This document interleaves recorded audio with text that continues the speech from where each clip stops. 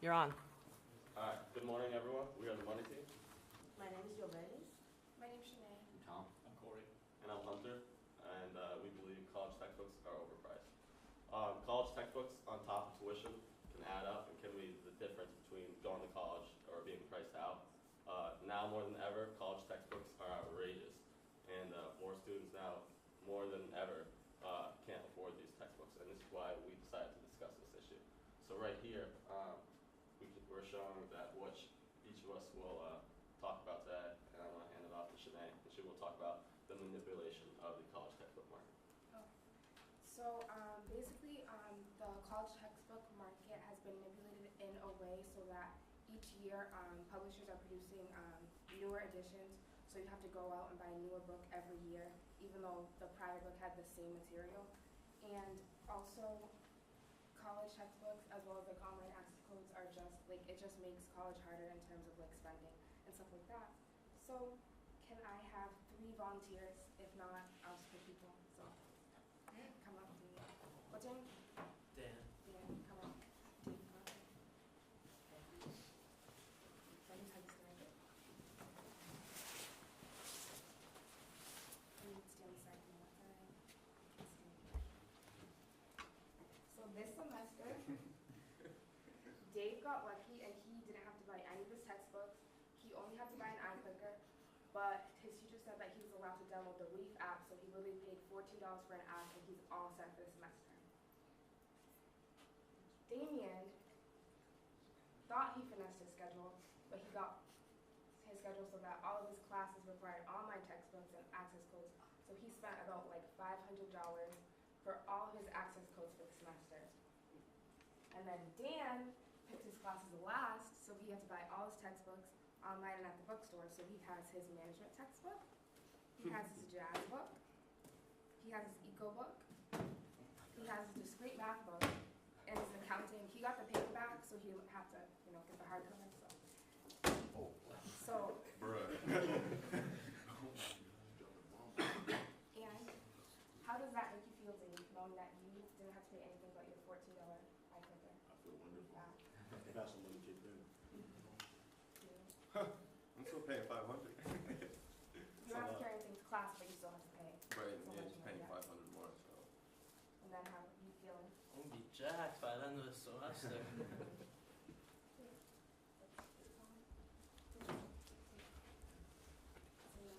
So then there's this statistic that students pay on average about 13% of their tuition on top of their tuition simply on textbooks.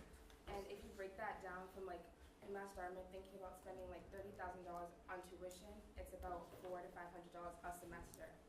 And that adds up throughout your whole college career. And I know personally people who spend more than $400 a semester just on textbooks that they have to like lug around to class every day for teachers to like not even have them open once.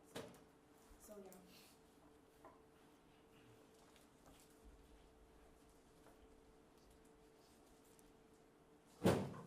So, the need for textbooks, students are required to buy highly priced books even though they can't really afford them. And while they are vital for performance in some classes, and as well, they're also required. And I believe that it's arguable that you really need every single textbook that's required for your course. Textbooks, they cost hundreds of dollars per semester, and many students are already on financial aid. And I think everyone knows what it's like to get your bill for tuition and then realize that you have to pay another couple $100s after that just to get books to attend the classes that you're paying for. It can be a little frustrating, and we think it's wrong to charge people who are already on financial aid and possibly struggling to afford to come here even more money for textbooks that they may not use. And we think that students on financial aid should get reduced prices. And also the problem with high prices of textbooks, considering that everyone here pays the same tuition to come here, is that it can put people at a disadvantage if they don't have any extra money. We don't think that that should be a factor in someone's education if they already pay and are working hard to come here just as much as everyone else if they can't afford a couple $100s for textbooks. I think everyone's heard someone say, oh, I'm not going to buy the book for that class, or oh, I can't afford it. And that's a little unfortunate for some students because everyone's just trying to get an education and a degree, and it shouldn't matter how much extra money you have after tuition. Many required textbooks, I think people could argue that they're not necessarily required. most courses have a book that you have to purchase when you enter that course, and the teacher says that you must buy it. And I think we've all had an experience where we bought one of those and spent a lot of money on it and probably opened it during one unit or maybe like 5-6 times over the course of the year and paid about $150 for it. And I think we should have a required standard for how much a book has to be used in class and for the curriculum for it to be considered required by the university. Thanks, Corey. So now I'm going to ask a couple of questions. So why are textbook prices so high? So they're so high because publishers, there's about 5 publishers that have a lock on the market. They have no fear of being undercut on price. And also they come up with new editions about every 3 to 5 years. But we can argue virtually the same information, just maybe worded differently, like different pictures and stuff. So, and then also who profits off textbooks? Just mainly the publishers, but obviously the authors do as well. So according to the National Association of College Stores, about 77 cents of every dollar goes toward the publishers. But after marketing and actually making the book and other fees, they make about 17 cents per dollar, and the author gets about 12 cents for every dollar. And this might sound a little weird, but the government could possibly actually help us out. Even though this was back in 2013, there was a proposed bill by Congress that would make textbooks completely free for college students. It was proposed by the then senators of Illinois and Minnesota that was going to create and expand the use of online like PDF textbooks that would make them completely free. I'm sure we've all used a PDF before. And the fact is that college textbooks, as you can see from the graph, has gone up 812% since 1978. If you add that, Can you move over? since it was pretty, so Thanks. 812%. So just comparing to like medical services and new home prices that have gone up a decent amount themselves, but 812% is just ridiculous. So if you add that to the price of college itself, college soon could become too expensive for anybody to afford. And also since in the last 10 years, the price of textbooks has gone up 82%. So what can we all do? I like this quote right here. Just as doctors prescribe prescription drugs they'll never have to pay for, college professors often assign titles without consideration of cost. So it was reported by Connecticut Board of Governors for Higher Education that only 58% of the teachers actually knew what the cost of the book was that they're given to the students. And there are also plenty of solutions that we can come up with that are available to us right now. So obviously we can all go online, check if there's a PDF for a class, like I have one right now that the teacher told us about, completely free online. And secondly, we can ask professors if the textbook is completely necessary. Like Corey was saying earlier, like we've all been there. We haven't like looked at a book at all, but we still do fine. Like bio freshman year, I think the teacher gave us like a $250 book. I didn't end up buying it. I might have gotten a better grade, but I ended up with like a B or a B+. Might have gotten a better grade if I bought the book, but honestly that probably wouldn't really be worth it in the long run. And also, we can look online for older editions or just cheaper books in general, and that can help us out. And also, students should buy their books before the rush of August or early September. So everybody comes in and nobody knows like what books they need until the professor tells you in the syllabus. But if we can email professors because they usually know the cost of the book or what book we're getting before, so we can just ask them to maybe find cheaper options before all the cheaper options sell out. This have a short little video that's going to show textbook prices compared to inflation. Ouching. Why university books in America are so expensive. 4 decades ago, the cost of textbooks and overall consumer prices in America increased at about the same rate. But in the 1980s, the two diverged. Consumer prices grew around 3% a year, and this remains steady till today. Yet the cost of textbooks went up, and up, and up. And by 2014, they've increased at 3 times the rate of other prices. Thus, textbooks look expensive, sometimes $300 a piece. This is due to misaligned incentives. Professors choose course books regardless of cost, and often assign ones they've written which earn them royalties. So, although education is priceless in some ways, it's pricey in others.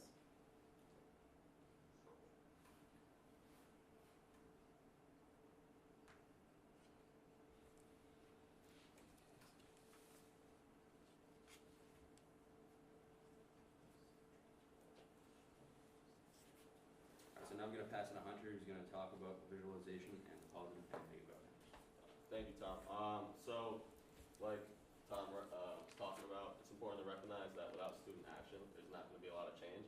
So I'm going to discuss the positive outcomes of student activism and the negative outcomes as well.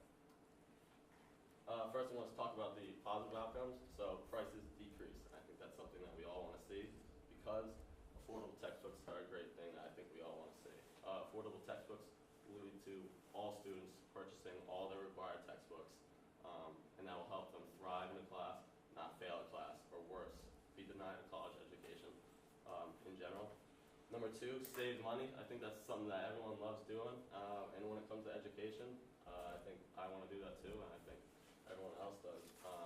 Shanae brought up a quote by College Board saying that the average student spends about $1,200 a year on college textbooks.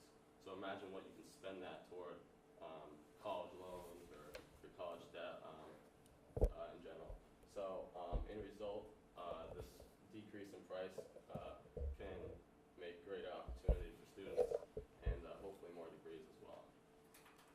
To continue on the positive outcomes, I put these two quotes up to show how relevant and prevalent this issue is. Former U.S. Representative David Wu, while he was in office in 2007, stated that this was the biggest, most prevalent issue while he was in office, and it still is today, as you saw with the graphs Tom showed. Next. So moving on to the negative outcomes. So if prices continue to increase like they are, obviously textbooks will not be affordable still. And a lot of students are going to be missing out on buying their required textbooks, and this will result in their grade decreasing, or even worse, kids being denied a college education. That's something we don't want. Secondly, increased college debt. Those who are even can afford these outrageous textbooks, still these overpriced textbooks are an addition to their college bill. And I think anyone, especially people who are paying out of their pocket, they don't want this extra money. So in result of these prices increasing, grades can be hurt by this, and worse, more students will be denied a greater education. And lastly, to end on, I thought this was a crazy statistic by the U.S. PIRG. 65% of students surveyed that they would not buy the textbook because of the cost, and 94% of those people, those students, would not be worried, or thought they'd be worried about their grade. So these percentages are crazy, and without student activism, these percentages will just continue to rise.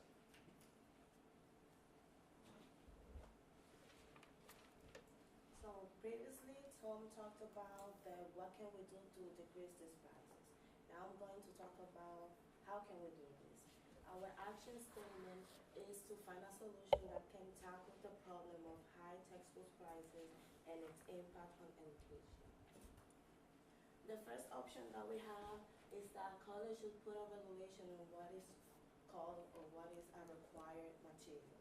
Most of us buy books that we only use once, twice, or neither. And according to the National Association of College Stores, students pay up to $300 per book. Imagine having to pay $300 per book and ended up not using it. Waste of money, right? The second option is that students with financial aid should be allowed to borrow textbooks through the school if returned in good conditions after. So having proven by the government that these students have financial struggles should be taken into consideration. For example, the school actually has a trio program and college now programs that provide students with TI, graphic calculators, and a computer lab as academic resource. So why shouldn't the school provide these students also with the opportunity of borrowing a book? The third option that we have is purchase one set of books for your major and trade these books in as you advance through the classes. PIRG, the Public Interest Search Group, did a survey on 2,000 students, and 65% of those students decide on not buying the book. 45% of those students said that the price of these books had an impact on how many classes they decided to register for the semester.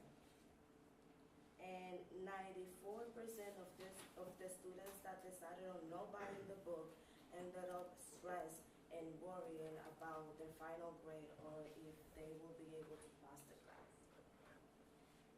The fourth and final option that we have for you is that college will be able to work out a deal with the publisher in which the publisher will assign the right for the school to print their book and provide it to the students for educational use for a cheaper price.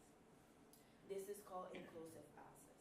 Also, we have within this option, there is the option of open books, such as OpenStax, and this is where faculty from the school, they write the books and provide it to the students online for a cheaper price.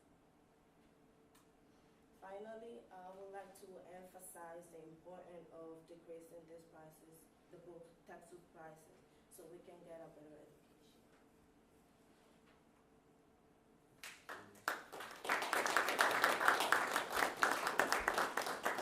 Any questions or concerns? Comments? Everybody agrees? Yeah. So, yeah. Sorry. I was just gonna say, how do you guys feel / what do you think should happen with kids that are already receiving financial aid and they're getting what would be like an excess, so they have to buy books through the bookstore, but they're also paying like full price of like probably $300 or $400 for a textbook, and it's still supporting them, but they really don't have any other option. Like, how does that factor into all of this? Because if the idea is that we like use other alternatives, et cetera, like that's still supporting the school and showing them that that works. So I feel like in that case, because in that case you get a book voucher that you can only use at the bookstore. correct. I feel like in that case the school should be, they should basically cash that book voucher for them, so to give them the opportunity to like shop on Amazon or like go online and other things like that.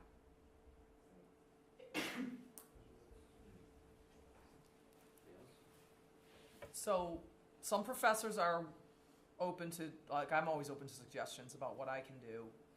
Communicate, I guess, and give students the options. You guys are pretty resourceful. I think students find sources.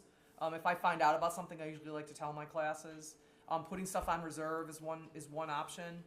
As I said earlier, you know, the dilemma, as I said earlier, with sort of the free book option is that there's really limited resources out there in terms of what's available.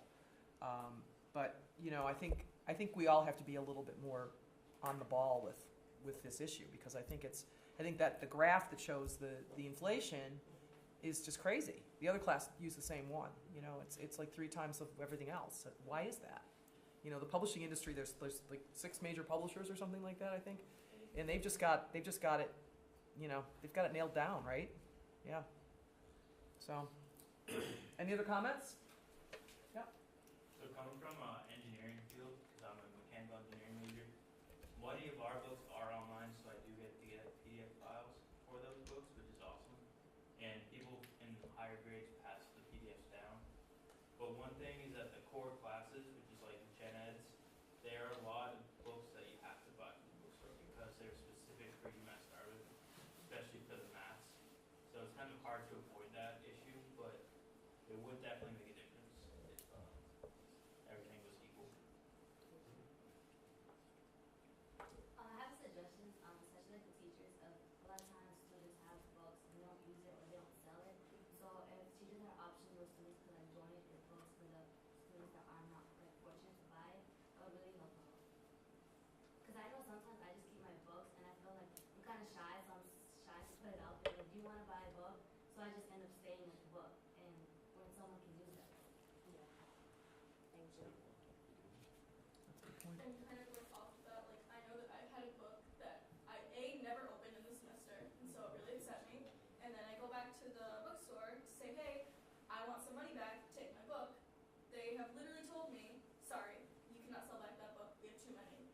And that's messed up. Like I just spent $200 on this book that I did not open. You should have to take it back, even if I don't get like the full sell back value. It should, like, it should be required that you take it back. Like that's messed up. and the other thing that happens is, I think you mentioned it, they change the edition. And so the bookstore won't buy it back if there's a newer edition. And it's tough for the professors too, because when they change the edition, the stuff is still the same, but it makes, I have to go back and then look, because students will ask me, can I use an older edition? And I mostly say yes, because there's usually not a lot of difference, but I don't think they'll buy them back either if it's a new edition that's on file. Do you get your teacher book for free from the school? The school doesn't buy it. The publisher usually gives us an instructor copy. What? Yeah. Spend like so much money. Yeah, and I have access to it online as well, for nothing. But there are sources. There's another source that I use. It used to be called Course Smart, but they changed. It's got a different name now, where they also rent the textbooks. And I put a link in your syllabus about that. Where you can go and rent it. Do you think if teachers had to pay for the instructor copy, they would be less likely to use a book? Say that again. Do you think if teachers had to pay for their own copy, they'd be less likely to use a book? Maybe. But the publishers want to give the professors the book because they want the students to buy it, because you've got 50 students, right, or 100 students, and so that's where they see their money. And so giving one book is not a big deal. So I think that's the mindset. But all right, very good. Thank you very much.